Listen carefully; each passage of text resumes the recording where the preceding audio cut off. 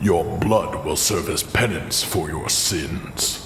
Ladies, gentlemen, and Dark Crusaders of all ages, I've seen some very varied opinions on the difficulty of Lords of the Fallen so far. Personally, I have found the bosses tend to be a bit easier than most Souls-like games, at least in the early stages of the game, but the level progression is absolutely brutal. Super long runs between vestiges, incredible enemy density to the point of being surrounded frequently. It can definitely have its tough points for sure, and so I'm here to share with you something absolutely incredible when it comes to taking down your enemies in Lords of the Fallen. A build that feels exhilarating as you whip a gigantic sword through the toughest of foes, making them fall apart on hit, most often in one hit. The idea of this today is that it is an incredibly early game build that you can use from the start of the game as a sort of starter version of it, and then explode out into the proper version once you've reached about 3 or 4 bosses into the game and collected some vigor to up your levels. All of this is based around the Bloody Glory sword, which you may have heard of up to this point. This grand sword requires 32 radiance and 20 strength to even wield, and it has pretty decent scaling with radiance and just alright secondary strength scaling.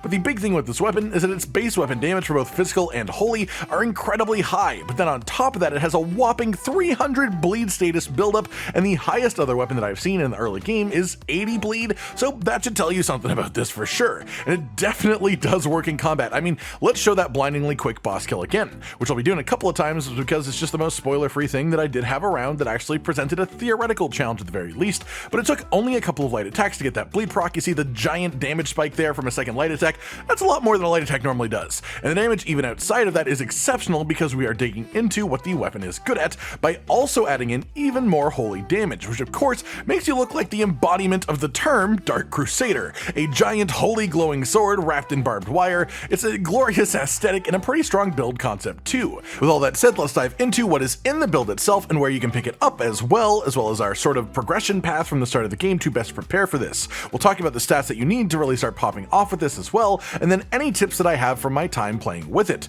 Starting off then, you want to use the Orion Preacher starter class. Not only does this give you some decent radiance, but strength is the 3rd highest stat on it as well, and we need that anyways. As well, the hammer that you start with is a similar concept to the grand sword that we end on, so it fits the theme the whole way. The stats you are aiming for to make this all work well are quite simply 17 strength and 32 radiance. This is what will let you actually wield our weapon of choice. My stats are a bit off because I didn't use a starting class, but using the Orion Preacher lets you hit the stat breakpoint a number of levels before I am here. Past that, you of course want to dump levels into Vitality for more health, get some extra stamina and carry weight if you feel the need, or if you want to swap weapons earlier on, you can stick a few points into Agility, bring it up to 12, knowing that you can reset your levels later on in the game, and then put those points where they should be later. If you do so, that weapon is Hallowed Praise. This short sword is acquirable early on in 2 Pilgrim's Perch as a level, and is basically just a small agility-focused version of the big sword that we transition to later on. You can check this out if you want to, but realistically, it is only available around 20 to 30 minutes of progress before the big boy sword at most.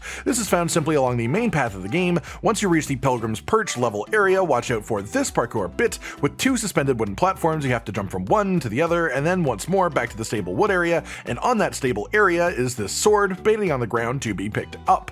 Next up, we should talk about the Mine Owner's Ring, just because it is found really early on into the game. From the vestige of Marco the Axe, which is quite early, if you take the progression route forward up the hill, there is a body hanging up above a building to your right that has an item on it. Hit it with anything ranged and it will drop this ring for you. What this actually does then is increase your maximum stamina, which is fantastic for us while wielding a weapon this large, of course, and it also increases your stamina regeneration speed as well, which makes it even better.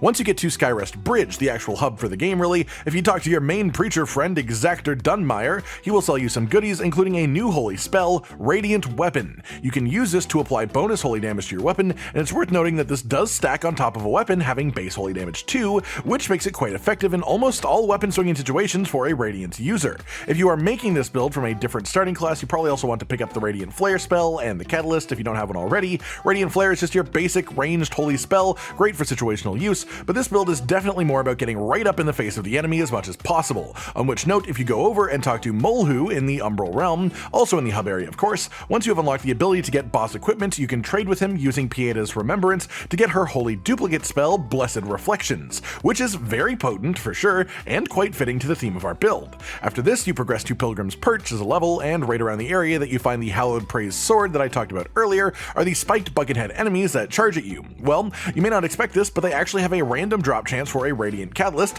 and that Catalyst is actually better than the Orion Preacher starting one. So you can farm one of those off of the buckethead enemies if you really want to min-max this early on. Then we have the fun part, which is this couple pieces of equipment in an area that you don't really want to fight stuff in. Back in the main hub in Skyrest Bridge, you can talk to Captain Stormond to access his shop and purchase the Pilgrim's Perch key for 9,500 vigor. Yeah, it's a lot, but the goal here is absolutely worth it, as you've seen me cutting through enemies like butter. From the Vestige of Blind Agatha in Pilgrim's Perch, beside you there will be a locked door that is unlocked by the key that you bought. This is a higher level area with enemies that are much stronger than you when you first get there, so you sort of just want to run through to get what we want for now.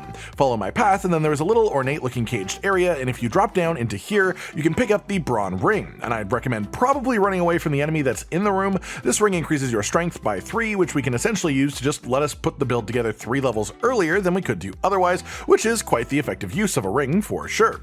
After that, continue along the pathway until you are outside, then you'll loop back inside once more into a room with a flower bed and a ladder. I recommend putting down a Vestige Seed here if you have one to spare, otherwise head up the ladder and through the tunnel ahead you will see a lower area on the left which contains an optional boss, but if you hug the wall on the right and head up a couple more staircases and tunnels, you'll reach the top, where you can find the Bloody Glory Sword sitting in a corner. I talked about this weapon earlier. The base stats are incredible, 300 bleed is absolutely nasty, and when you stick the holy damage weapon buff on top of that, it just hits like an absolute truck. It's just awesome. And of course, this weapon is the thing that ties this whole build together. Our final piece of equipment then is the Warrior's Claw Pendant. This boosts both physical damage and physical defense, so it's really the best of both physical worlds. The main reason that we use this is because we are of course using both of its effects, but mostly because while our weapon does do physical damage, we don't contribute much extra from the strength scaling because it's bad and we don't have a whole lot of strength. And that means if we ever come across a wholly resistant boss, we could be in a bit of trouble, especially if they also happen to be resistant to bleed at the same time, which makes physical damage scaling quite strong to cover our one major weakness, while also just providing more damage in less niche scenarios because it of course just adds damage to the swing of your sword. To get this one for yourself, eventually progressing through Pilgrim's Perch, you will find the elevator that works as the shortcut up to the Vestige of Blind Agatha once again. From that vestige, head down that elevator, and at the bottom of it there is a cage with a person in it that you probably should talk to, but left of that cage is a door that you can open with that same Pilgrim's Perch key from earlier on, and then in this room, heavily guarded by enemies, you can find the pendant that you seek. Aside from this, you want to wear the heaviest armor that you can find that keeps you under the threshold of heavy rolling, because no one wants to be heavy rolling. There are of course further ways to upgrade this build concept later on in the game, better catalysts, things like that, but this covers the basics of the game, the very early sections, to get you up and running as early as possible with something that feels genuinely incredible to just slice through the game with. I'm hoping to find some challenge with this later in the game, but as of this moment, this build is sort of just turned on easy mode. As far as how to use this build optimally, simply try to keep your weapon buff on as much as possible. It seems to last quite a while, and the mana cost of it isn't crazy, so this should be very achievable.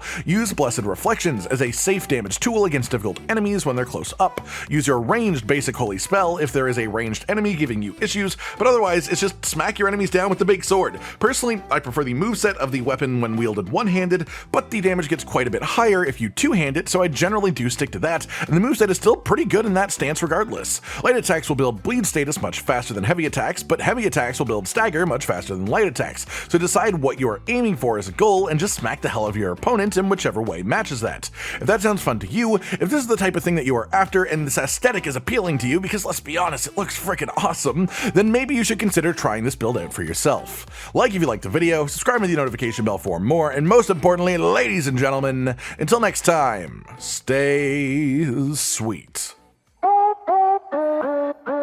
Josh, Cotton, and Hollow with the videos, dropping the humor like a hammer on your tippy toes, bringing entertainment on a daily arrangement to take our insanity and turn it into entertainment. Yes, I said entertainment twice, to reiterate that it is nice to look into your faces on a mostly daily basis when you let us in your homes to make the whole world a stage. Goodbye.